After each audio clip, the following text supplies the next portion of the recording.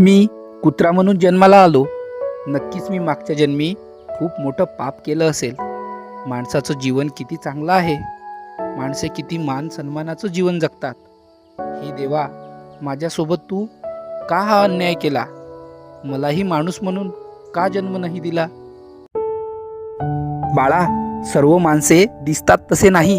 चांगुलपणाचे मुखवटे घालून एकमेकांसोबत वावरतात, पण त्यांचं अंतर्मन, आत्मा शैतानी आहे.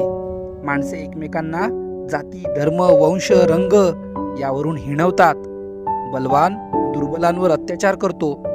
जातीपातीवरून एकमेकांचा विटाळ करतात.